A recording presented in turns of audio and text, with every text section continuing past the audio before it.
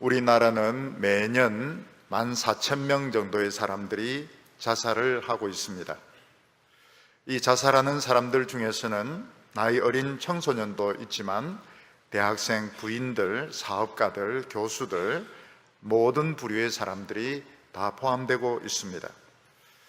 이렇게 자살하는 사람들의 그 이유가 무엇인가 보면 그들이 가지고 있는 마음의 고통에 대해서 위로해주는 사람이 없었기 때문에 결국 그 고통을 이기지 못해서 죽음을 선택하는 것입니다. 만약 이 14,000명의 사람들에게 옆에 단 한 명의 위로하는 사람들만 있었다 하더라도 그들은 절대로 자살하지 않았을 것입니다. 오늘 우리가 사는 지금 이 사회가 얼마나 냉정하고 개인적인 사회인가 하면 그 많은 사람들이 마음의 고통으로 힘들어해도 위로해주는 사람이 단 한 명도 없는 것입니다. 짐승들은 큰 상처를 입으면 소리를 지르면서 울부짖습니다. 또 사람도 다치게 되면 막 소리를 지르면서 웁니다. 사람이나 짐승이나 다 소리를 지르면 고통을 조금은 덜 수 있는 것 같습니다. 그런데 사람은 육체적인 고통만이 아니라 정신적인 고통도 많이 겪는데 이 정신적인 고통을 견딜 수 없게 되면 결국 자살하는 길을 택하게 되는 것입니다. 고린도 후서는 하나님의 위로에서부터 시작하고 있습니다. 사도 바울이 고린도 후서를 위로하시는 하나님, 모든 위로의 하나님 이러면서 이 서신을 쓰고 있는 것은 사도 바울 자신이 이 편지를 쓰기 전에 엄청난 고통을 많이 당했는데 하나님께서 위로해 주시는 체험을 했기 때문입니다. 사도 바울이 얼마나 고통을 많이 겪었는지 살 소망이 끊어졌다고 말했습니다. 나는 이제 더 이상 살 수가 없구나 이런 생각을 했고 자기는 사형 선고를 받은 것과 똑같다고 말했습니다. 죄수들에게 사형 선고가 내려지면 더 이상 살 희망이 없어지게 됩니다. 결국 죽는 시간만 기다리고 있다가 사형 집행일이 되면 이제 끌려가서 교수형을 당하는 수밖에 없는 것입니다. 사도 바울은 자기가 죽는 줄 알았고 살 소망이 없었고 사형 선고 당한 줄 알았다고 너무너무 고통을 많이 겪었다고 말하고 있습니다. 그런데 사도 바울이 이 편지를 쓰게 된 것은 그런 고통이 끝난 뒤에 하나님의 또 위로가 너무너무 엄청나게 쏟아졌기 때문에 이 편지를 쓰게 된다고 말씀을 하고 있습니다. 하나님의 위로가 너무 커서 그 고통이 넘쳤던 것처럼 위로도 넘쳤다 이런 말을 하고 있습니다. 사도 바울이 이런 고통을 받는 그런 동안에 고린도 교인들 또 고린도 위쪽에 있는 아가야 쪽에 있는 교인들도 굉장히 심한 고통을 겪고 있었습니다. 그 고통이 전쟁이었는지 전염병이었는지 가난이었는지 아니면 어떤 기근이었는지 알 수가 없습니다. 고린도 교인들과 그 북쪽에 있는 아가야 넓은 지역에 있는 교인들도 굉장히 심한 고통을 같이 겪고 있었던 것입니다. 사도 바울은 뭐라고 말하고 있는가 하면 하나님께서 나를 위로하신 것처럼 너희들도 능히 위로할 거라고 말씀하고 있습니다. 오늘 우리 성도님들에게도 위로가 필요한 분들이 굉장히 많습니다. 웃음을 잃어버린 우리들에게 오늘 필요한 것은 하나님의 위로입니다. 경제적인 어려움을 겪고 또 육체적인 질병으로 어려움을 겪고 다른 사람으로부터 어려움을 겪는 사람에게 필요한 것은 따뜻한 위로인 것입니다. 근데 위로라고 하는 것은 그냥 말로만 위로한다, 내 너 위로한다 이런다고 해서 위로가 되는 것은 아닙니다. 이 위로라고 하는 것은 마음에 와 닿아야 되고 그 응어리진 감정을 풀어주어야 위로가 되는 것이지 말로만 위로한다 이렇게 해서 위로가 되는 것이 아닌 것입니다. 얼마 전에 우리 교회 청년 부부가 기도 제목을 내고 같이 기도해 달라고 했습니다. 근데 그 기도 제목을 보니까 이건 사람이 감당할 수 있는 그런 고통을 넘어서는 것입니다. 어떻게 이런 고통을 겪으면서 과연 오늘까지 살아왔을까 싶을 정도로 감당할 수 없는 그런 고통을 겪고 있었습니다.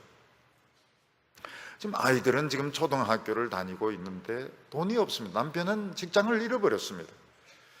그리고 친정 부모님 두 분 다 중병에 걸려 있습니다. 아버지는 간암에 지금 고통을 받고 있고, 어머니는 또 정신질환으로 병원에 입원해 있는데 돈이 없습니다. 이런 경우에 정말 이건 사람이 겪을 수 있는 범위를 넘어서는 것입니다. 우리가 모르는 가운데 교인들이 그냥 입을 다물고 그냥 가만히 있지만 실제로는 견디기 어려운 자신의 그 감당할 수 있는 범위를 넘어서는 교인들이 많이 있습니다. 그냥 참고 견뎌서 그런 것이지, 제가 같이 기도한 그 청년의 경우도 이걸 견딜 수 있을까? 지금 애들은 초등학교 다니고 있고 부모님 두 분은 다 병으로 걸려 있는데 돈은 없고, 과연 이게 지금 사람으로 견딜 수 있는 것일까? 어떻게 하든지 절망하지 말라고, 어떻게 하든지 포기하지 말라고. 오늘 우리 청년들 중에서는 직장을 구하지 못해서 정말 비참한 생활을 하는 청년들 많이 있습니다. 병으로 고통받는 성도들 많이 있습니다. 한번 아파보면 어떻습니까? 페인, 그 고통이라고 하는 것이 사람을 얼마나 삶의 질을 떨어뜨리고 관계를 악화시키고 얼마나 사람을 비참하게 만들고 미래에 대한 희망을 뺏어가는지 모릅니다. 더욱이 어떤 사람은 학대를 당하는 사람이 있습니다. 멸시와 천대를 당하는 사람이 있습니다. 그때 과연 내가 살아야 될 것인가? 그런 고민에 빠지게, 내가 살아야 될 것인가? To be or not to be, 살아야 될 것이냐 죽어야 될 것인가? 그런 고민을 하게 되는 것입니다. 오늘 우리는 위로할 자를 찾는데 나를 위로해 줄 만한 사람이 없습니다. 메시아에도 보면 예수님께서 내가 위로할 자를 찾는데 위로해 줄 자가 없다, 그런 말을 하는 그 노래가 있습니다. 여러분, 위로자라고 하는 것은 고통당할 때 내 옆에 있어 주어야 되고, 내 사정 이야기를 들어주어야 되고, 내 아픈 부분을 어루만져 줄 수 있어야 되고, 다음에 이런 고통이 올 때 붙어가지고 물리칠 수 있는, 나에게 고통이 더 안 오도록 막아줄 수 있는, 감정적으로 다친 부분을 어루만져 줄 수 있는 사람이 위로자인 것입니다. 우리를 위로해 주려면 자기가 희생을 해야 되는데, 자기의 시간과 돈과 정성을 희생을 해야 되는데, 요즘 그런 사람이 어디 있습니까? 좀 자기 먹고 살기도 다 바쁜데, 지금 자기 일도 코가 석자인데, 남의 이야기를 들어주고 자기 돈 손해보고 자기 시간 손해보면서 그런 사람이 어디 있으면 천사입니다. 그럴 수 있는 사람이 있다면, 자기 시간 손해보면서 돈 손해가면서 자기 마음 상해가면서 남을 위로해 줄 사람이 있다면 그 사람은 천사입니다. 천사가 어디 있습니까? 있습니다. 천사가 있습니다. 사도 바울은 오늘 성경에서 뭐라고 말하고 있는가 하면, 우리 모든 성도들에게는 위로자가 있는데 1차적으로는 하나님이 위로자라고 말씀하고 있습니다. 그리고 많은 위로자가 있습니다. 우리는 혼자가 아닙니다. 우리는 혼자가 아닙니다. 많은 위로자가 있습니다. 우리가 생각하기에는, 주관적으로 생각하기에는 나는 살 소망이 끊어졌다, 나는 이제 굶어 죽는다, 나는 사형 선고 받은 사람이다, 이런 식으로 생각할지 모르겠지만 사도 바울 자신도 자기 자신에 대해서 그렇게 생각했다는 거예요. 나는 여기서 죽는구나, 이렇게 생각했는데 하나님께서는 능히 위로하셨다고 말씀하고 있습니다. 우리는 이 말이 잘 이해가 되지 않습니다. 아니, 하나님 지금 눈에 보이지도 않고 하나님 지금 당장 돈을 주시는 것도 아니고 무슨 길을 열어주시는 것도 아닌데 어떻게 하나님이 나의 위로자가 될 수 있을까?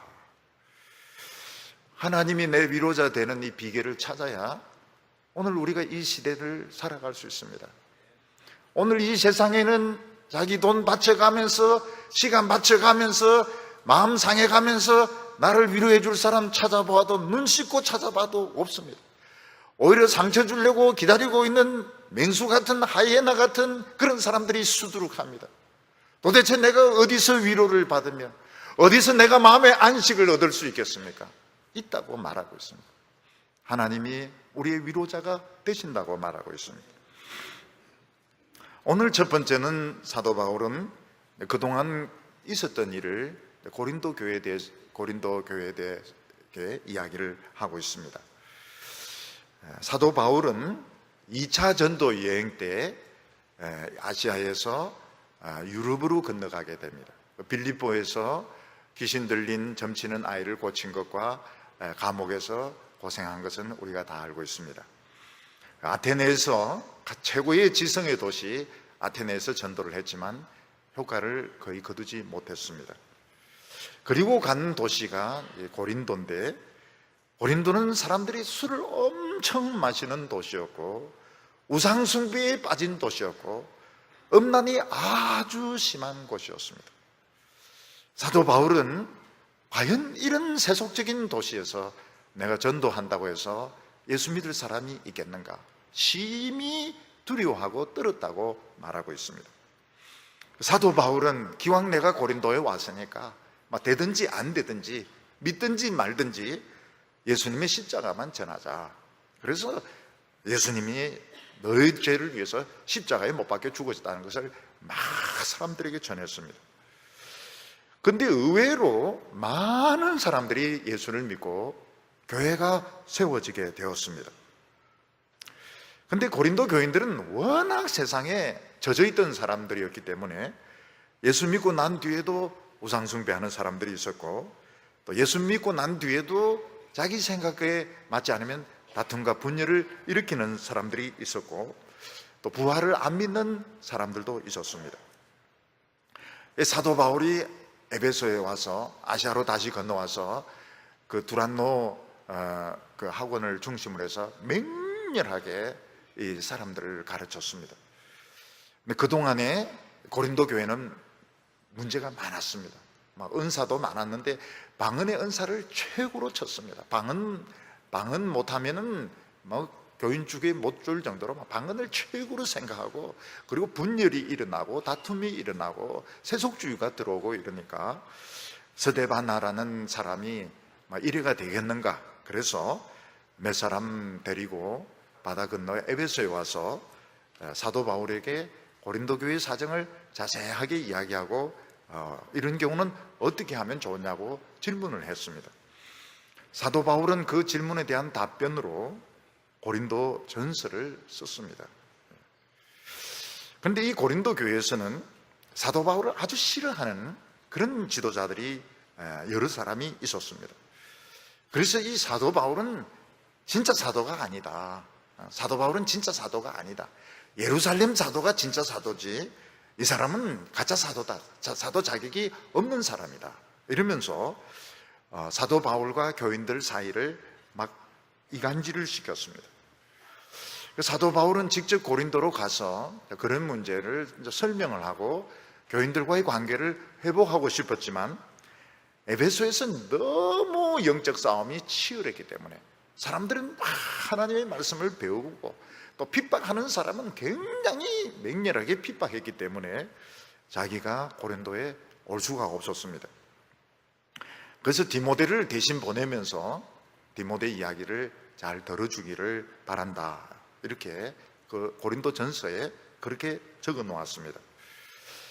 그리고 사도 바울은 오순절까지 자기 자신은 에베소에 머물겠다. 그리고 난 뒤에 고린도에 잠시 들렀다가 마게도냐에 가서, 마게도냐는 저 북쪽입니다. 우리로 치면은 한 만주 정도 해당되는 마게도냐에 가서 헌금을 거두어서 다시 와가지고 고린도에서 상당한 기간 목회 설교를 하겠다, 그렇게 설명을 했습니다.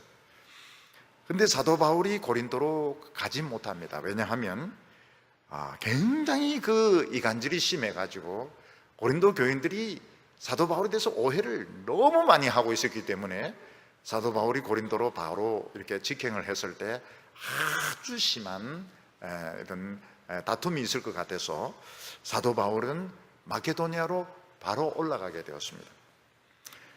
근데 이걸 이제 트집으로 삼았습니다. 이걸 트집으로 삼아가지고 지도자 중에서 뭐라고 이야기하는가 하면, 봐라, 사도 바울은 이랬다 저랬다 하는 사람이다. 온다고 했다가 안 온다는 사람이고, 안 온다고 했다가 온다고 하는 사람이다. 그리고 뭐 편지를 보면 막 유창한 것 같지만 실제로는 말도 제대로 하지 못하는 겁쟁이기 때문에 마게도니아로 도망친 것이다. 사도 바울은 다시는 고린도에 못 온다. 이런 식으로 굉장히 그 악평을 했던 것을 알 수가 있습니다.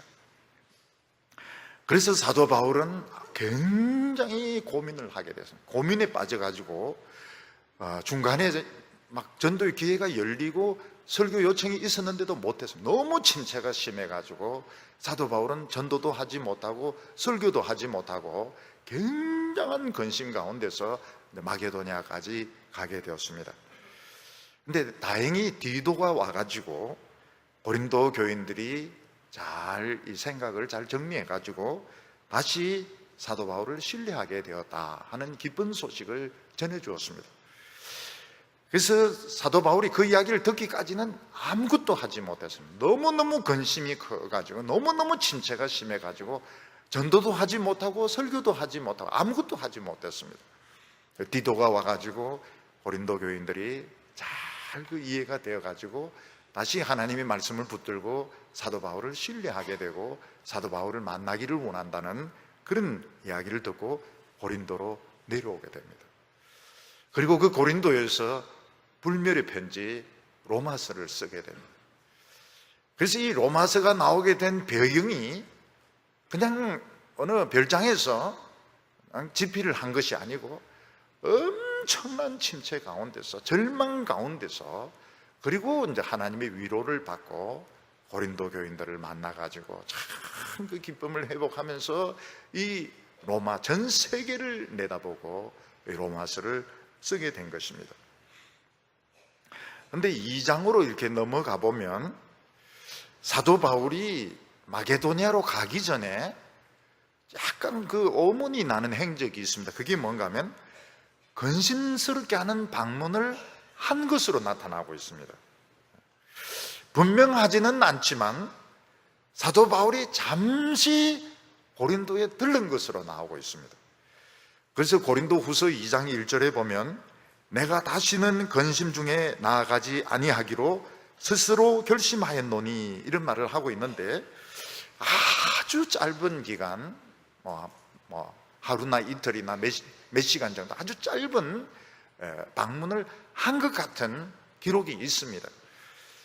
근데 그것이 굉장히 근심하게 하는 그런 방문이었고, 고린도 교인과 사도 바울이 아주 그 근심하게 되는 아주 어떤 문제를 가지고 아주 심하게 좀 책망을 하기도 하고 그랬던 아주 근심스러운 방문이 있었던 것 같습니다. 그래서 다시는 그런 방문을 안 하고 싶다, 이런 이야기를 하고 있는데, 오히려 그런 방문이 도움이 되었던 것 같아요.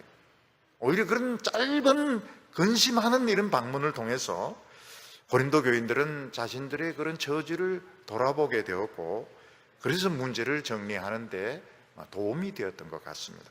그래서 전체적으로 보면 사도 바울이 고린도로 오지 못하고 마게도니아로 가서 거기서 이제 디도를 만나서 고린도로 내려온 것으로 되어 있는데, 중간에 아주 짧게 몇 시간인지 몇 분인지 모르겠지만 바다 건너서 잠시 고린도 교인들을 만났는데 서로가 굉장히 상처를 받고 굉장히 근심하는 그런 만남이 있었던 것 같은 그런 느낌이 드는 것입니다.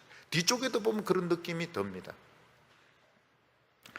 그리고 사람들은 고린도 후서가 1장부터 9장까지 그리고 10장부터 13장까지가 서로 다른 내용으로 되어 있다, 그런 이야기를 많이 합니다.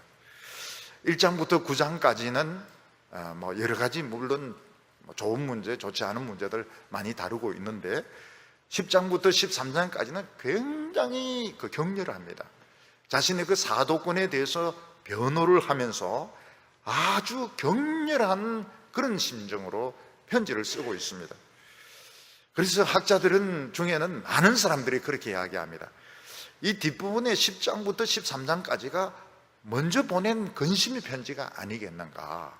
10장부터 13장까지가 먼저 보낸 아주 그 슬픈 눈물에 쓴 그런 편지고, 그리고 난 뒤에 1장부터 9장까지 썼는데 이게 이제 편집이 되면서 뒤쪽에 가서 붙어 있는 것이 아니냐, 그런 주장을 하는 사람들이 많이 있습니다. 그런데 이제 그러면은 이 편지가 사본들 중에서 1장부터 9장부터 그리고 10장부터 13장까지 따로 노는 사본이 있어야 되는데 그런 사본이 없습니다. 모든 고린도후서 그 사본들, 오래된 사본들이 이런 순서로 되어 있습니다. 그렇기 때문에 꼭 그 뒷부분이 딴 편지라고 볼 수도 없다, 이렇게 보고 있습니다. 저도 그런 입장을 취하고 있는데 앞쪽이라고 해서 다 좋은 내용만 있는 것은 아닙니다. 오히려 앞쪽에 위로하는 말씀, 또 어떤 복음적인 이야기를 하고 격렬한 이런 이야기는 좀 뒤쪽으로 돌려가지고 10장부터 13장 마지막 부분에서 막 모든 걸 다 털어놓는 그런 식으로 편지를 쓸 수도 있기 때문에 고린도 후서를 1장부터 9장까지가 또 한 편지고 10장부터 13장까지가 또 다른 편지다, 꼭 그렇게 볼 수가 없습니다. 만약 그렇다면 이게 따로 노는 사본이 있어야 되는데 그런 사본이 없습니다. 그런데 이 고린도 후서에 주옥 같은 말씀이 많습니다. 다음 주에 이제 우리가 살펴볼 말씀이 어떤 말씀이 있는가 하면, 하나님의 약속은 그리스도 예수 안에서 언제든지 이해가 된다. 언제든지 이해가 된다. 노가 아니다. 항상 예, 오케이 신앙입니다. 오케이 신앙. 오케이 목장은 되게 결투하는 목장이지만 오케이 신앙은 이건 좋은 신앙입니다. 그냥 완전히 언제든지 하나님께서 오케이 허락하신다는 참 좋은 말씀이죠. 그리고 그 뒤에 2장 15절에 보면 우리는 어떤 사람인가 하면 그리스도의 향기를 나타내는 사람이다. 이 냄새라고 하는 거 참 중요합니다. 여인들 향수 아주 좋아하지 않습니까? 향수 탁 뿌리고 이렇게 나가면 남자들이 아주 이렇게 좋아합니다. 마찬가지로 하나님의 백성들이 내는 이 향기, 아주 중요한 향기입니다. 그래서 제가 헌금을 설명할 때도 하나님 앞에 향기다. 헌금이 온전하게 드려질 때 냄새가 달라지게 됩니다. 세상에 그런 구린내 나는 냄새, 세상에 그 썩은 냄새, 땀 냄새가 없어지고 모든 삶에 향기가 나타나게 됩니다. 그리고 그 뒤에 보면 4장 7절에 보면 우리가 수건을 덮어쓰고 율법을 보고 있는 사람이 아니고 우리는 수건을 다 벗은 몸으로, 얼굴로, 영광으로 하나님의 그 영광을 대한다, 그런 말씀이 나오고, 또 우리는 어떤 사람인가 하면 질그릇에 하나님의 보물을 가득 담은 사람. 겉으로 보기에는 아주 천한 질그릇 같지만 그 안에는 하나님의 보물이 잔뜩 들어있는 그런 교회의 비밀에 대해서, 우리 성도들의 비밀에 대해서 설명하고 있습니다. 그리고 4장 16절에 보면 우리 노인들이 제일 좋아하는 말씀이 거기 들어있습니다. 우리가 낙심하지 아니하노니 우리의 겉사람은 낡아지지만 우리의 속사람은 날로 날로 새롭도다. 참 이 노인들에게 아멘입니다. 근데 잘 믿어지지가 않아요. 왜냐하면 그 사람도 쭈그러져 가고 속사람도 쭈그러져 가고 기억력도 감퇴하고 의욕도 없어지고 그 사람 속사람 다 늙어가는데 아니라는 거예요. 속사람은 날로 날로 새롭다고 말씀하고 있습니다. 우리가 그 비밀을 좀 알아야 되겠습니다. 늙어가고 있는 우리들, 이 비밀을 좀 알아야 됩니다. 그리고 오늘도 조금 언급이 되겠지만 사도 바울이 고통을 받았다 하는데 그 고통이 어느 정도인가, 사람이 감당할 수 없는 고통, 얼마나 많이 두들겨 맞았고, 얼마나 많은 강도를 당했고, 유대인들의 살해 위협을 당했고, 얼마나 물에 많이 빠졌고, 바다에 빠졌고, 강에 빠졌고, 그런 이야기들도 11장에서 설명하고 있습니다. 그리고 12장에 가면 그 놀라운 내용, 사도 바울이 세 번째 하늘에 올라갔다는 이야기를 하고 있습니다. 그때 내가 몸 안에 있었는지 몸 밖에 있는지 난 기억을 못 하겠는데 세 번째 하늘에 자기가 올라갔다, 그런 이야기를 하고 있습니다. 그리고 12장에 가면 우리가 잘 아는 내용이 나옵니다. 자기에게 육체의 가시, 사탄이 보낸 사자 육체의 가시 병이 있는데 그 병이 낫도록 하나님 앞에 3번 간절하게 기도를 했다는 것입니다. 근데 그 응답이 뭔가 하면 거절이었습니다. 너는 그 병 그냥 그대로 가지고 살다가 죽어야 된다고. 왜냐하면 너가 만약 그 병까지 나으면 넌 너무 유명해지기 때문에, 너는 너무 높아지기 때문에 너는 결국은 지옥 가게 될 거다. 그래서 너는 그 병이 있어야 된다. 그 병을 가지고 살다가 죽어야 된다고. 그게 예수님의 답변이었습니다. 사도 바울은 마케도니아에 오기 전에 아시아에서 엄청난 고통, 환난을 당했습니다. 근데 뭐라고 말하고 있습니까? 하나님의 위로도 그 고통 이상으로 넘쳤다고 이야기하고 있습니다. 지금 고린도 교인들도 많은 고통을 당하고 있습니다. 경제적인 고통, 정치적인 고통, 정쟁의 위협, 많은 고통을 당하고 있습니다. 사도 바울은 내가 받았던 위로로 너희들을 위로할 거라고 말하고 있습니다. 고린도 교인들이 고린도 후서를 읽으면서 위로를 받을 거라고 말씀하고 있습니다. 오늘 우리 성도님도 오늘부터 위로를 받으시기 바랍니다. 그동안 고통받고 눈물 흘리고 힘들었던 그 모든 것 넘치는 위로를 받으시기를 바랍니다. 그래서 고린도 후서를 살펴보는 목적은 위로받기 위한 것입니다. 오늘 두 번째로 우리는 하나님의 나라와 세상 나라 중에 어느 나라가 더 중요할까 하는 것입니다. 우리는 전부 이 세상에 몸을 담고 살고 있습니다. 그리고 우리의 지위나 권세는 전부 이 세상의 신분에 의해서, 세상 성공에 의해서 결정이 되게 됩니다. 그래서 우리 한 사람 한 사람에게는 예수도 믿지만 이 사회의 지위, 신분이 아주 중요합니다. 그런데 복음이 들어오게 되고 우리는 예수를 믿게 되었고 우리는 하나님의 백성이 되게 되었습니다. 그래서 우리는 궁금한 것이, 우리는 이 세상 사람일까? 하나님 나라 사람일까? 우리는 세상과 하나님 나라 양쪽에 양다리를 걸치고 살아야 되는가 하는 것, 우리의 그 정체성이 참으로 문제가 되는 것입니다.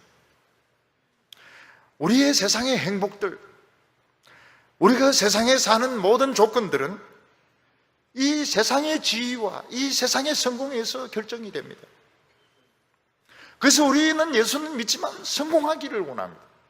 우리는 예수는 믿지만 지위가 높아지기를 바랍니다. 그러나 우리는 또 믿음의 세계에 속해 있습니다.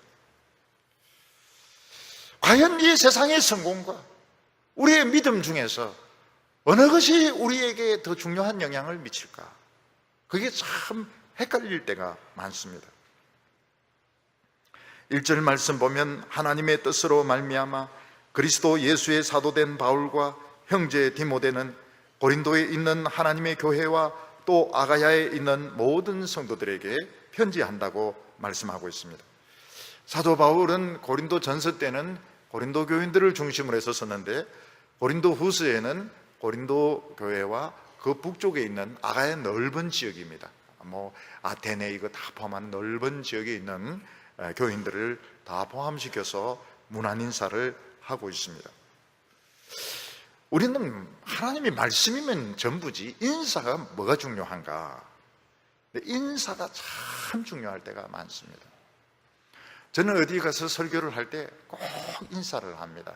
왜냐하면 사람은 아주 그 감정적이고 약한 존재이기 때문에 이 인사 한마디가 참 마음을 풀어줄 때도 많고 어떤 때는 별것 아닌 말 한마디가 굉장히 속을 상하게 할 때가 많습니다. 그래서 정중한 인사, 정중한 예의는 신앙만큼이나 아주 중요한 것입니다. 제가 젊었을 때는 바로 본론으로 들어갔습니다. 바로 인사할 시간이 없었습니다.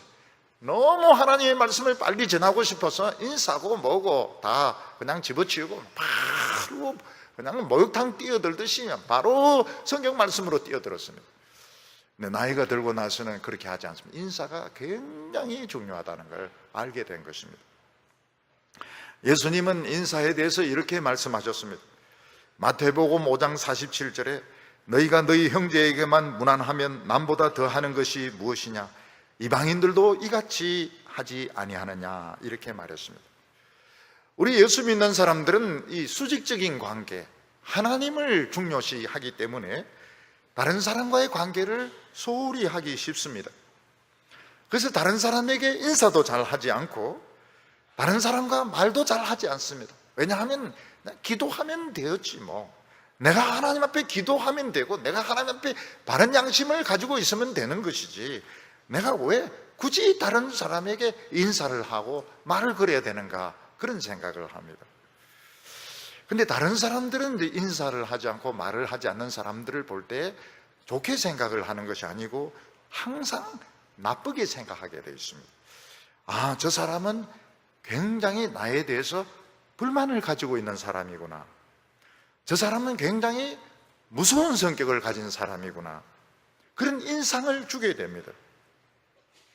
하나님의 백성들은 연단을 받고 또 나름대로 내면적인 그런 고민들도 있고 어려움들도 있기 때문에 사실은 얼굴이 자기도 모르게 잘 굳어집니다. 그리고 말이 없습니다. 얼굴이 굳어지고 말이 없으니까 다른 사람이 보기에는 정말 화난 사람같이, 어떤 불만을 가지고 있는 사람같이, 나를 굉장히 그런 싫어하는 사람 같은 인사, 실제로는 자기 문제에 빠져 있는데 지금 내가 하나님과 사이에 무슨 고민이 있고 풀어야 될 문제가 있고 경건에 더 힘쓰고 싶고 그래서 다른 사람과 인사도 잘하지 않고 말도 잘하지 않는데 남들은 이제 그렇게 그런 걸 모르기 때문에 저 사람은 불만이 많은 사람이구나, 저 사람은 아주 성격이 아주 고약한 사람이구나, 이런 인상을 준다는 것입니다. 네, 하나님의 백성들을 한번 말을 걸어보면 어떻습니까?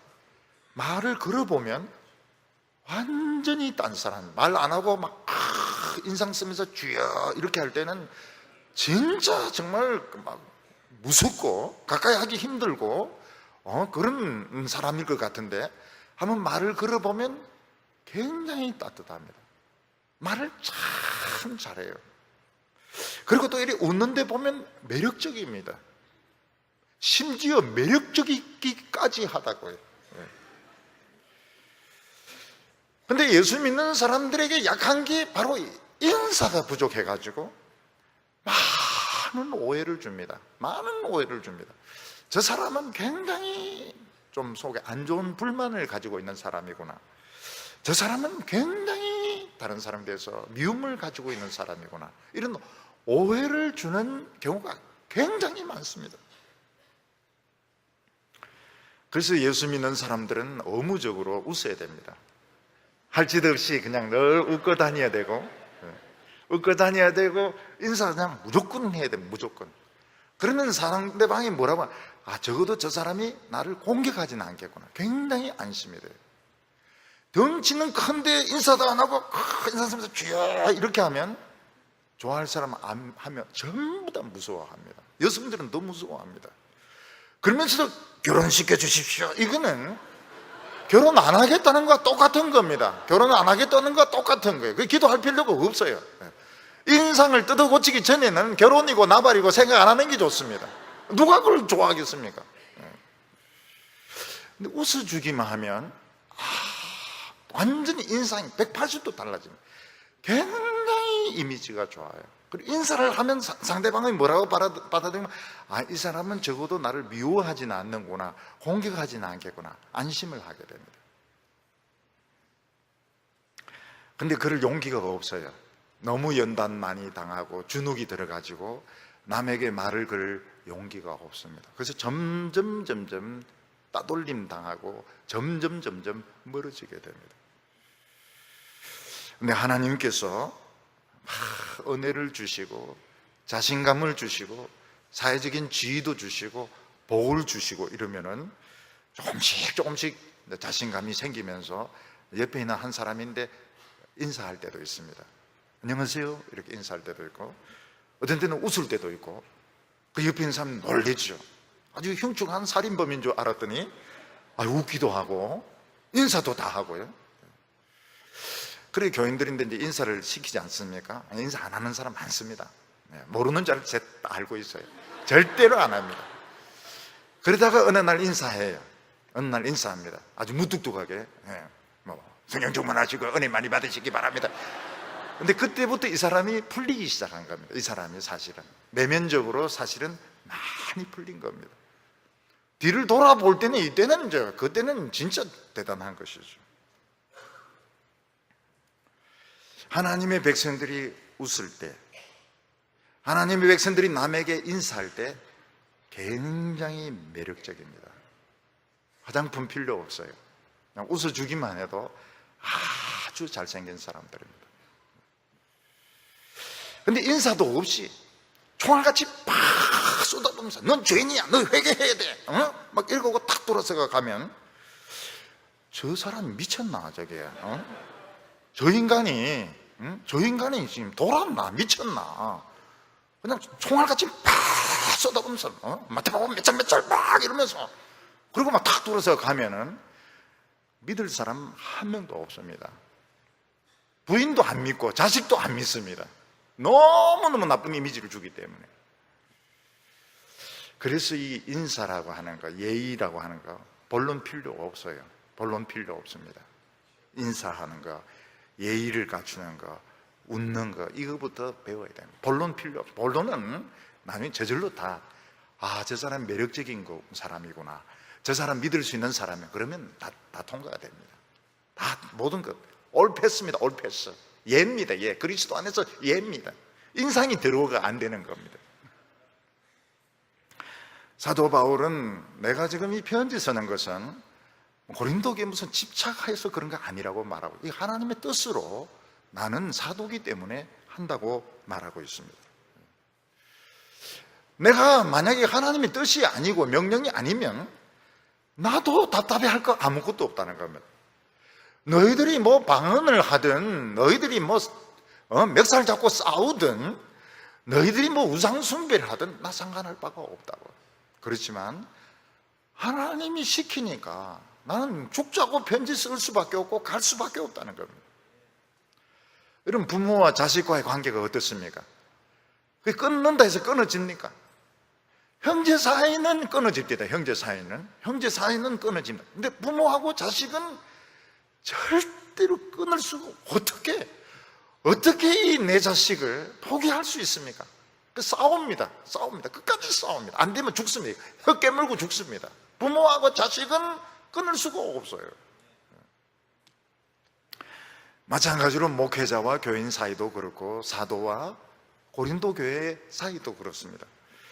그냥 끊는다고 해서 끊을 수 있는 사이가 아니고, 이거는 피로 연결된 것보다 더한 관계이기 때문에 하나님이 편지 보내라 그럼 몇십 분이라도 보내야 되는 겁니다. 찾아가라 그러면 가야 되는 거예요. 우리가 이 세상에서의 지위가 중요한가, 영적인 권세가 중요한가, 솔직하게 생각해 볼 때 여전히 세상적인 지위가 중요하고 세상적인 권세가 중요하고, 솔직히 말해가지고 교회에서나 세상에서 보면 세상적인 지위, 세상적인 돈, 세상적인 명예가 제일 중요합니다. 교인들 중에도 세상적인 지위나 돈이 없으면 그냥 맥을 추지 못해요. 맥을 추지 못합니다. 왜냐하면 그만큼 세상적인 지위, 세상적인 권세가 힘이 있기 때문에 그렇습니다. 돈이 있으면 건물 짓습니다. 힘이 있으면 전쟁도 치릅니다. 공격을 할 수도 있습니다. 그 대신에 영적인 권세는 기도 아무리 한다고 해가지고 누가 알아주는 사람이 있습니까? 아무도 알아주지 않습니다. 그러나 진짜 세상을 살리는 것은 영적인 권세입니다. 세상적인 지위나 돈이 아니고 영적인 권세입니다. 아브라함 때의 가나안 땅에 아브라함만 있었던 것이 아닙니다. 많은 왕들이 있었고 장관들이 있었고 부자들이 있었습니다. 근데 그 사람들은 아무런 의미가 없고 그냥 뜨돌이, 국적도 없고 영주권도 없는, 그때 비자 같은 거 다 있었어요. 그때 그런 거 다 있어요. 근데 그런 것도 없어가지고 그냥 떠돌아 다니는 양치는 목자였던 아브라함이 주인공이었습니다. 왜냐하면 아브라함에게 영적인 권세가 있었기 때문입니다. 애굽의 왕 바로는 아브라함의 부인 사라가 아름답다고 뺏어갑니다. 아니, 세상에 60 넘은 여자가 뭐가 이쁘다고 그 첩으로 뺏어갑니까? 사라는 특별한 달란트가 있었던 겁니다. 영원히 안 늙는 엔티 주름 그 피부를 가지고 있었던 것입니다. 그러니까 우리 교인들은 60 넘어도 지금 안심을 못해요. 하도 이뻐가지고. 남편들은 눈을 부릅뜨고 지키시기를 바랍니다. 60이기 때문에 그냥 마음대로 놀러 다니도록 내버려두면 안 됩니다. 왜냐하면 아직까지 너무 이쁘기 때문에 조심을 하시기 바랍니다. 별로 아멘이 없네요.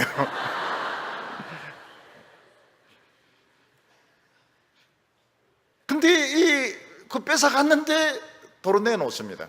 왜냐하면 하나님이 막 바로를 그냥 족쳤기 때문에 결국은 내놓습니다. 가나안 땅에 전쟁이 일어나서 가나안 땅이 초토화가 됩니다.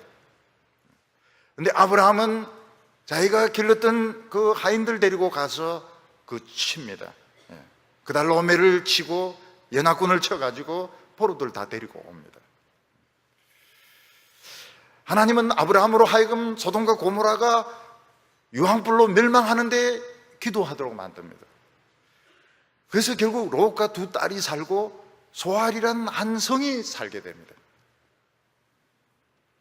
이게 무엇인가 하면 아브라함에게 영적인 권세가 있었던 것입니다.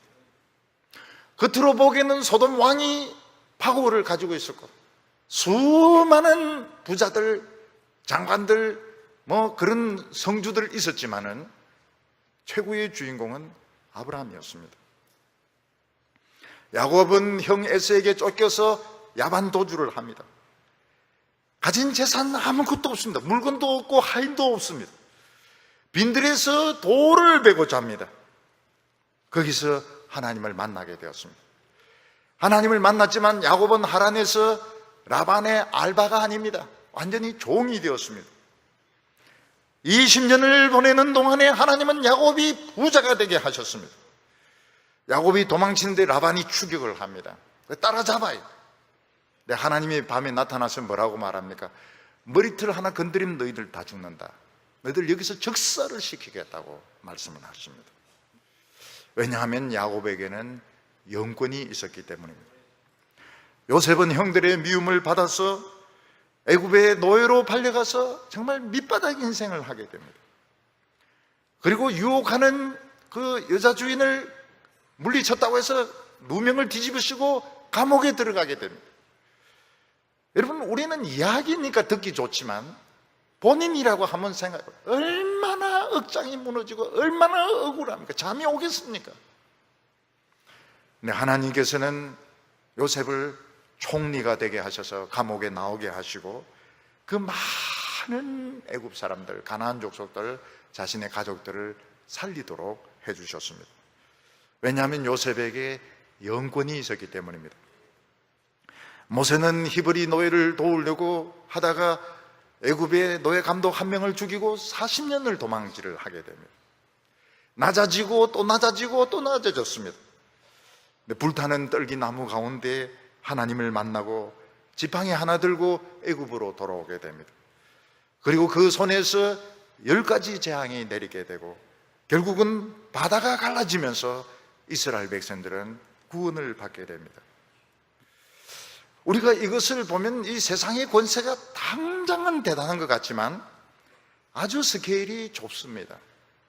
아주 스케일이 좁고 아주 기간이 단기간에, 그리고 큰 의미를 가지지 못합니다. 근데 영적인 권세는 그 당시에는 천하바보입니다. 참 억울하고 억장이 무너집니다. 그렇지만 스케일이 엄청나게 큽니다. 엄청난 스케일을 가지고 있습니다. 요즘같이 미래를 알 수 없는 지금 이런 시대에서 우리에게 필요한 것은 세상의 지혜가 아닙니다. 배 뒤집어지니까 할 수 있는 게 뭐가 있습니까? 아무것도 없습니다. 아무것도 없습니다. 눈앞에서 배가 뒤집어져서 아이들이 죽는데 할 수 있는 거, 대통령도 장관도 아무도 할 수 있는 게 없었습니다. 목회자들이나 하나님의 백성들이 침체에 빠지지 않고 하나님 말씀 붙들고 있어야 이 영권을 쓸 수가 있습니다. 우리는 지금 당장이 아닙니다. 몇 년 뒤를 좀 내다봐야 됩니다. 오히려 몇 년 뒤에 더 큰 위기가 올 수 있습니다. 그때를 대비해가지고 지금 기도를 해야 됩니다. 그때를 대비해서 우리의 믿음을 준비시켜야 됩니다. 지금 오늘 먹고 살고 내일 먹고 살고 지금 이 문제보다도 몇 년 뒤를 내다보면 영적으로 또 큰 위기가 올 겁니다. 몇 년 전에 우리나라에 그 유명한 그런 목회자들이 동시에 많이 은퇴했습니다. 잘했든 못했든 많이 은퇴했습니다. 그리고 많은 환난과 어려움이 왔습니다. 몇 년 뒤에는 더 영적인 공백 상태가 오게 되고, 그때는 지금보다 더 큰 위기가 오게 될 겁니다. 거기에 대비해서 우리의 믿음을 지금 아닙니다. 지금 이거 당장 먹고 사는 이런 문제는 세상적인 권세가 더 세게 보입니다. 그러나 불과 한 3년에서 한 8년 사이에 또 옵니다. 거기에 준비를 해야 됩니다. 큰 사고가 일어날 때, 전쟁이 일어날 때, 사람들이 막 무더기로 죽을 때 그냥 일어나는 게 아닙니다. 마귀가 새카맣게 달라들어서 배를 뒤집습니다. 비행기를 추락시킵니다. 테러를 일으킵니다. 그 사탄을 물리칠 수 있는 그 힘이 우리 예수님에게 있습니다. 이게 하나님의 백성의 영적인 능력인 것입니다. 그래서 오늘 우리가 지금 당장 편하게 살고 지금 당장 내 뜻대로 모든 것을 행하고 이렇게 생각한다면 우리는 사실 하나님을 의지할 필요가 없습니다. 세상 돈으로, 세상 방법으로 충분히 가능합니다. 그러나 사탄은 노리고 있고 계획을 세우고 있습니다. 상당히 거시적인 계획을 세우고 있어요. 치명적인 타격을 주려고 하고 있습니다. 우리는 거기에 또 대비를 해야 됩니다. 대비를 해가지고 사탄이 그냥 움직이가 하면 맹공격을 퍼부어버려야 됩니다. 세상과 하나님 사이에서 양다리를 걸치고 있으면 그때 능력이 안 나타납니다. 사도 바울은 이 모든 어려움을 이길 수 있는 것은 하나님의 은혜라고 말하고 있습니다. 우리는 이 세상에 숨을 쉬지 않고 물을 마시지 않고 살 수 없습니다. 마찬가지로 우리가 하나님의 은혜 없이는 살 수가 없습니다. 하나님의 은혜가 끊어지는 순간 사탄은, 마귀는 날뛰기 시작합니다. 그때부터 사고가 터지고 우울증이 생기고 불면증이 오고 사탄의 모든 공격이 시작이 됩니다. 은혜가 끊어지는 순간 덤벼들기 시작합니다. 불 끄면 쥐나 바퀴벌레들 막 이런 것들이 막 울울거리듯이 사탄은 그 순간을 노리고 있습니다. 하나님의 백성이 은혜가 끊어지면 세상 사람보다 훨씬 더 불안해합니다. 훨씬 더 강팍해지게 됩니다. 훨씬 더 사나워지게 됩니다. 하나님의 말씀을 받아들이고 그 말씀을 믿을 때에 은혜가 회복되게 되고 사탄의 힘을 잃습니다. 오늘 여기 세 번째가 모든 어려움 가운데 위로하는 하나님을 말씀하고 있습니다. 여기서부터 본론이 시작되고 있습니다. 3절과 4절 보면 찬송하리로다. 그는 우리 주 예수 그리스도의 하나님이시요 자비의 아버지시요 모든 위로의 하나님이시며 우리의 모든 환난 중에서 우리를 위로하사 우리로 하여금 하나님께 받는 위로로서 모든 환난 중에 있는 자들을 능히 위로하게 하시는 이시로다. 이렇게 말하고 있습니다. 위로라고 하는 것은 고통과 관계되어 있습니다. 사람은 몸이 다치거나 병들거나 마음의 상처를 입게 되면 고통을 느끼게 됩니다. 그때 누군가가 위로를 해주면 고통이 줄어들게 됩니다. 그 견딜 수가 있어요. 혼자 내버려 두면 고통이 오래 가게 됩니다.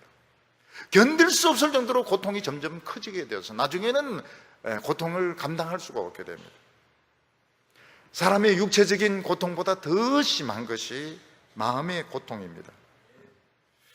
말로 다른 사람으로부터 공격을 당했을 때, 다른 사람으로부터 무시를 당했을 때, 억울한 일을 당했을 때 마음이 굉장히 상하게 됩니다. 이때 이제 누군가가 위로를 해주면 고통이 줄어들지만 위로해주는 사람이 없으면 자포자기를 하게 됩니다. 굉장히 사람이 강팍해지게 되고 감정이 통제가 되지 않습니다. 우울증이라고 하는 것은 감정, 분노가 폭발하는 겁니다. 이건 본인의 의사와 아무 상관이 없습니다. 생각하고 아무 상관이 없어요. 왜 자살을 할까? 그거하고 아무 상관이 없어요. 분노가 폭발하는데 이것은 전혀 컨트롤이 되지 않습니다. 자기 의지와 아무 상관이 없어요. 참 무섭고 위험한 겁니다. 위로를 받으려고 하면 누군가가 옆에서 이야기를 들어주어야 되고 또 그런 고통이 오지 않도록 막아주어야 되고 참 너가 옳다, 너가 정당하다 좀 이렇게 격려를 해줘야 위로를 받을 수 있습니다. 근데 모든 사람들이 다 자기 먹고 살기도 바쁜데 누가 남의 이야기를 들어줍니까? 아무도 들어줄 사람이 없습니다. 근데 사도 바울은 하나님은 자비의 아버지시고 모든 위로의 하나님이라고 말씀하고 있습니다. 하나님은 우리가 겪는 모든 고통들, 정신적인 고통, 마음의 상처, 직장에서 겪는 자존심 상하는 일, 모든 육체의 고통을 능히 위로할 수 있는 분이라고 말씀하고 있습니다. 오늘 우리 성도님들이 겪는 고통은 참 종류가 많습니다. 부부 문제로 고통 겪는 분도 있고, 돈 때문에 고통받는 분도 있고, 또 병 때문에 고통받는 분도 있고, 상사로부터 고통받는 사람들도 있습니다. 하나님은 이 모든 고통에서 능히 우리를 위로할 수 있다고 말씀하고 있습니다. 어떻게 이걸 위로를 할 수 있을까요? 5절에 보면 그리스도의 고난이 우리에게 넘친 것 같이 우리가 받는 위로도 그리스도로 말미암아 넘치는도다, 이렇게 말씀하고 있습니다. 우리 예수 믿는 사람들이 받는 육체적인 정신적인 고통을 다 그리스도의 고통이라고 말하고 있습니다. 그런데 그 고통이 넘쳐버렸습니다. 그릇에서 물이 넘쳐버리면 어떻게 됩니까? 바닥을 다 버리게 됩니다. 수습할 수가 없습니다. 우리가 물에 빠졌을 때 물이 배까지 오고 가슴까지 오면 우리가 숨 쉴 수 있습니다. 그러나 코까지 오고 코를 넘어버리면 이제 우리는 죽는 것입니다. 사람이 슬픔을 감당할 수 있을 때는 참으면서 웁니다.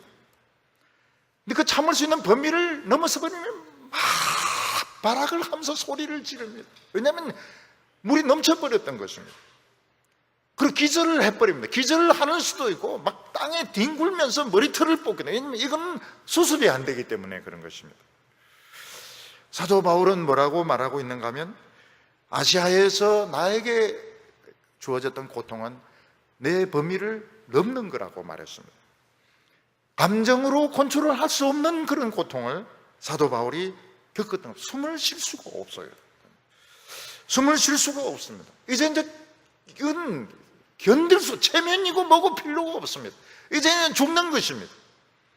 근데 하나님께서는 그 고통 가운데서 사도 바울을 건져주셨고, 그리고 위로를 많이 해주셨습니다. 위로를 넘치도록, 위로도 또 감당할 수 없을 정도로 그렇게 퍼부어 주셨습니다.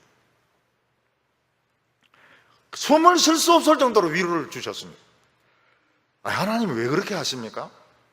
고통도 좀 적당하게 주시고 위로도 좀 적당하게 주시고 그래야 좀 사람이 살 수 있는데, 고통도 감당할 수 없을 정도로 고통을 주시고 위로도 감당할 수 없을 정도로 고통을 주시고, 그럼 냉탕, 온탕 왔다 갔다 할 때도 온도도 적당해야 이렇게 목욕하는 기분이 나는데, 냉탕은 막 얼어 죽을 정도고 열탕은 그냥 쪄 죽을 타 죽을 정도로 이렇게 하면 사람이 그냥 미치는데, 하나님은 우리를 그렇게 하십니다. 우리를 그렇게 하세요. 고통을 줄 때는 막 열탕에 넣어서 감자 찌듯이 막 쪄가지고 거의 죽도록 만들고, 또 위로할 때는 막 기뻐서 미치도록 그렇게 하십니다.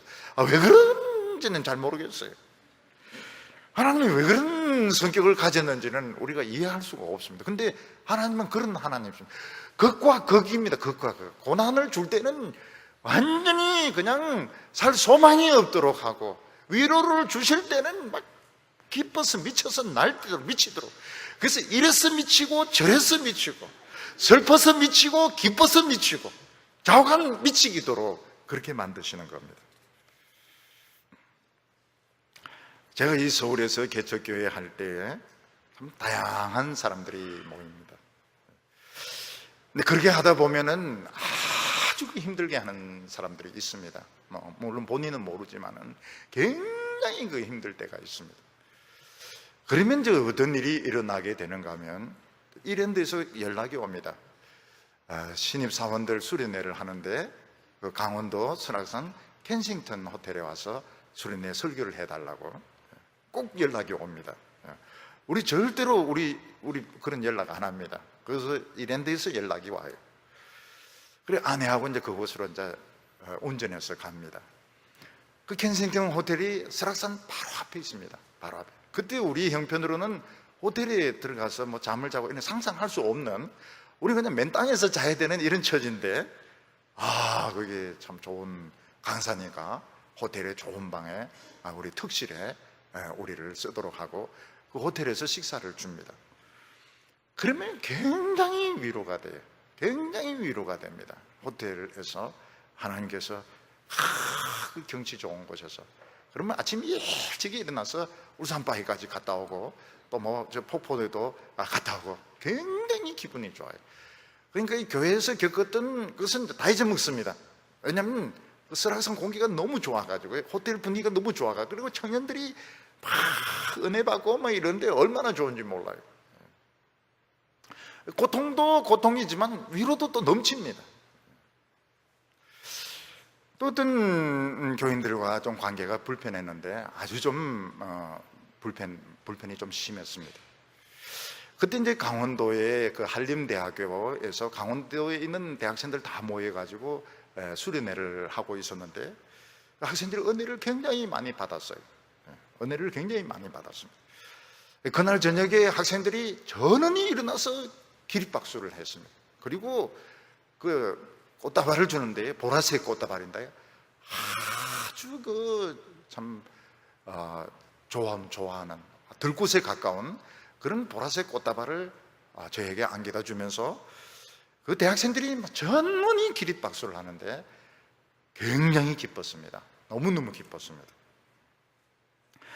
하나님께서 우리 성도들에게 어려움을 주실 때 꼭 위로를 주십니다. 어떻게 위로를 주실까요? 돈 주실 때 많습니다. 돈. 현찰을 주실 때가 많아요. 생각지도 않았는데 현찰을 줬죠. 돈 주시면 굉장히 좋습니다. 미리부터 그렇게 기도할 필요는 없습니다. 이번 위로는 현찰로 주십시오 이렇게 할 필요는 없어요. 생각지도 못하게 하나님께서 그 돈으로 주실 때도 있고요, 또 멋진 그 외국에 여행을 시켜주실 때도 있고, 또 굉장히 그 기쁜 소식, 생각지도 못했던 어떤 기쁜 소식을 전해줄 때도 있습니다. 뭐 책이 나왔다든지, 또 뭐 어떤 자녀들이 어떤 어려운 문제가 풀렸다든지, 그런 기쁜 소식을, 너무너무 기쁜 소식을 전해주실 때가 많습니다. 하나님께서는 그런 사인들을 통해서 내가 너 고통을 알고 있고 너는 혼자가 아니다, 그거를 우리에게 말씀해 주시는 것입니다. 너는 더 이상 혼자가 아니다. 우리가 고통받고 힘들어하는 그 현장에 반드시 천사가 있고 하나님 앞에 생중계가 되고 있습니다. 하나님은 내 사정을 다 알고 있습니다. 그때 이상하게 누가 나를 알아주기만 해도, 그 애가 이렇게 터져서 돌아왔을 때 막 울고 이럴 때, 맞고 와서 그래 더 터지고 이러면 애들도 주지 않습니다. 근데 엄마가 안다, 걔가 정말 나쁜 애야, 걔는 정말 그 나쁜 애야. 그리고 걔는 또 그런 사정이 있어. 그 집에 부모가 늘 싸우기 때문에 난폭한 거야. 너는 그 애하고 비교가 안 된다고. 그러면서 막 아이스크림도 사주고 또 뭐 피자도 사주고 이러면 위로가 됩니다. 위로가 되고 다 잊어먹습니다. 하나님께서는 꼭 위로를 해주세요. 어려움만 당하지 않도록 꼭 위로를 해주십니다. 근데 사실은 우리가 믿음이 부족해가지고 잘 기대가 안 될 때가 많습니다. 고통은 고통이고 이걸 어떻게 감당을 해야 되나, 고통이 영원할 것 같고 이런데 하나님이 꼭 위로를 해주세요. 돈으로 위로해 주시고 알아주시고 또 먼데 여행 갔다 오게 해주시고 맛있는 거 시큼 먹게 해주시고. 요즘 맛있는 거 시큼 먹는 게 위로가 안 될 때가 많습니다. 또 소화가 안 돼가지고 침체되는 경우가 있습니다. 기드온이 전쟁을 앞두고 그냥 사람이 거의 미칠 정도 되니까 하나님이 양틀에서 이슬을 짜가지고 막 물이 쏟아지도록 그렇게 해주셨습니다. 어떤 때는 막 애를 먹이는 상사 때문에 주일까지는 천국인데 월요일만 되면 지옥으로 변하는 경우가 있습니다. 근데 하나님 앞에 막 기도합니다. 저 상사 때문에 도저히 못 살겠습니다. 저 사람 때문에 내 기쁨 다 뺏깁니다. 월요일 가보니까 어떻습니까? 다른 부서로 정건이 된 겁니다. 정건이 됐어요. 딴 부서로, 절대로 갈 사람이 아닌데 딴 부서로 정건이 되어 있습니다. 왜냐하면 내 기쁨을 뺏을 수가 없어요. 우리 성도들의 기쁨을 뺏을 수가 없습니다. 어느 누구도 뺏을 수가 없습니다. 사도 바울은 참 기가 막힌 어려움을 겪었습니다. 고린도후서 11장 24절부터 보면 유대인들에게서 40에 하나 감한 매를 5번 맞았으며 매 39대 때리는 것을 5번 맞았습니다. 우리말로 표현하면 억수로 두드리고 맞은 것입니다. 3번 태장을 맞고 태장은 또 엎드려 놓고 또 패는 겁니다. 한 번 돌로 맞고 종류도 굉장히 많아요.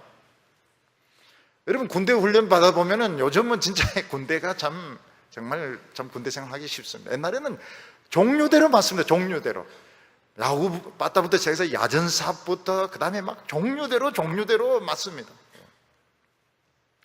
나중에 그 종류대로 맞으면서 뭘 느끼게 됩니까? 아프지가 않아요. 시원합니다. 시원해요. 처음에는 막 이런 걸 가지고 막 온 힘을 기울여 가지고 맞으면은 죽을 것 같은데 안 아파요. 그래서 매나 욕을 가지고는 사람을 굴복시킬 수가 없습니다. 아무리 때려도 그 정신을 뺏을 수가 없습니다. 매는 한계가 있습니다. 진짜 무서운 것은 참아주고 기다려주고 사랑해주는 것이 무서운 것이지, 욕 많이 퍼부으면 나중에 듣습니까? 안 듣습니다. 아무 말도 안 듣습니다. 매를 가지고 아무리 두들겨도 나중에 감각이 없습니다. 10대 정도 넘으면, 10대 20대 넘으면 안 아픕니다. 온몸이 피멍이 들어도 아픈 줄 모릅니다. 여기 보면 3번 파선하고, 한 번만 파선해도 배 뒤집어져도 참 너무너무 고통받는데 3번 파선하고 일주일을 바다 속에 갇혀 있었습니다. 여러 번 여행하면서 강에 떠내려 가기도 했습니다. 강도를 만나기도 했습니다. 동족에게 에워싸여서 위협을 당하기도 했습니다. 이방인들이 죽인다고 했습니다. 시내에 빠지기도 했습니다. 광야에서 길을 잃어버리기도 했습니다. 바다에서 길을 잃어버리기도 했습니다. 거짓 형제에게 속아서 당하기도 했습니다. 수고하고 애쓰고 자지 못하고 줄이고 목마르고 여러 번 굶고 춥고 벗었다고 말하고 있습니다. 이러고도 어떻게 사람이 살 수가 있겠습니까? 사도 바울에게는 모든 사람이 적이었습니다. 이방인도 유대인도 강도도 모두 친구도 모두 다 적이었습니다. 믿을 수 있는 사람이 단 한 명도 없었습니다. 죽도록 맞았습니다. 감옥에 끌려가서 쇠고랑을 차고 자기도 하고 바다에서 침몰하기도 하고 강에 떠내려갈 때도 있었습니다. 고린도전서 15장 31절에 나는 날마다 죽는다고 말하고 있습니다. 사람이 날마다 죽으면서, 오늘도 죽고 내일도 죽고 모레도 죽으면서 어떻게 그 신경이 견뎌낼 수 있었을까? 어떻게 그 스트레스, 어떻게 그 답답함을 참아낼 수 있었을까? 그래서 사도 바울이 위대할 수 있었던 것입니다. 고통 중에서 하나님은 사도 바울을 계속 위로하시고 그를 붙들어 주시고 넘어지지 않게 하시고 또 살아나고 또 살아나고 오늘도 죽고 또 살아나고 오늘도 죽고 또 살아나고 또 살아나고 또 살아나고 또 살아나고 불에 넣었다가 찬물에 넣었다가 불에 넣었다가 찬물에 넣었다가 쇠로 때리고 그래서 사도 바울은 어느 누구도 따라올 수 없는 그런 위대한 하나님의 종으로 만들어졌던 것입니다.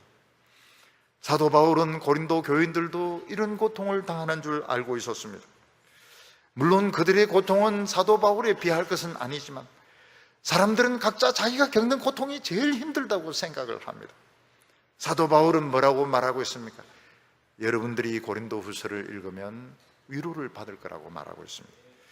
6절에 우리가 환난당하는 것도 너희가 위로와 구원을 받게 하려는 것이요 우리가 위로를 받는 것도 너희가 위로를 받게 하려는 것이니 이 위로가 너희 속에 역사하여 우리가 받는 것과 같은 고난을 너희가 견디게 하느니라. 어떻게 사도 바울이 쓴 편지가 고린도 교인들을 위로할 수 있을까요? 이 말씀을 읽으면서 기적이 일어나기 때문에 그런 것입니다. 오늘 우리 성도님들이 이 고린도 후서 말씀을 읽으면서 어떤 일이 기적이 일어납니다. 일어날 수 없는 일이 일어납니다. 희한한 일이 일어납니다. 8절과 9절 보면 형제들아 우리가 아시아에서 당한 환난을 너희가 모르기를 원하지 아니하노니 힘에 겹도록 심한 고난을 받아 살 소망까지 끊어지고 우리는 우리 자신이 사형 선고를 받은 줄 알았으니 이는 우리로 자기를 의지하지 말고 오직 죽은 자를 다시 살리시는 하나님만 의지하게 하려 하심이라. 사도 바울이 얼마나 고통이 심했던지 살 소망이 끊어졌다고 말하고 있습니다. 이제는 더 이상 살 자신이 없었습니다. 사도 바울은 자기는 사형 선고를 받았다고 말하고 있습니다. 자기는 죽을 날만 기다리고 있었던 것입니다. 나는 이제 죽어야 된다. 나는 언제 죽냐? 오늘 죽냐? 내일 죽냐? 날마다 죽었습니다. 사도 바울은 이 세상에 의지할 수 있는 사람이 한 명도 없었습니다. 근데 그것이 바로 하나님의 계획이었습니다. 자기 자신을 의지하지 말고 다른 사람을 의지하지 말고 죽은 자를 살리시는 하나님만 의지하라. 오늘 우리가 지금 살아있고 숨쉬는 것은 하나님이 도와주시기 때문입니다. 우리 돈 때문도 아니고 정치 잘하는 사람도 아니고 우리 회사 때문도 아니고 죽은 자를 살리는 하나님이 매일매일 우리를 살려주시기 때문에 우리가 사는 것입니다. 그렇다면 다른 사람들도 살 수 있습니다. 반드시 살 수 있습니다. 하나님께서는 사망에서 우리를 살릴 거라고 약속하고 있습니다. 북한이 수소폭탄까지 개발해서 남쪽을 그냥 통째로 삼키려고 하고 있습니다. 우리는 홍해 바닷가에 갇힌 이스라엘 백성들과 같습니다. 그러나 모세는 뭐라고 이야기합니까? 떠들지 말라고. 떠들지 말고 당황해하지 말고 겁내지 말고 하나님께서 오늘 우리에게 행하시는 것을 한번 봐라. 하나님이 교만한 자를 어떻게 심판하시는지 한번 봐라. 그리고 우리는 어떻게 해야 됩니까? 그냥 가는 겁니다. 하나님을 바라보면서 앞으로 가면 되는 것입니다. 그것을 위해서 낙심해서는 안 됩니다. 우리 성도님들 다른 사람과 비교하지 마시기를 바랍니다. 지금 내 처지는 이런데 내 형편은 이런데 지금 우리가 그런 것은 배부른 생각입니다.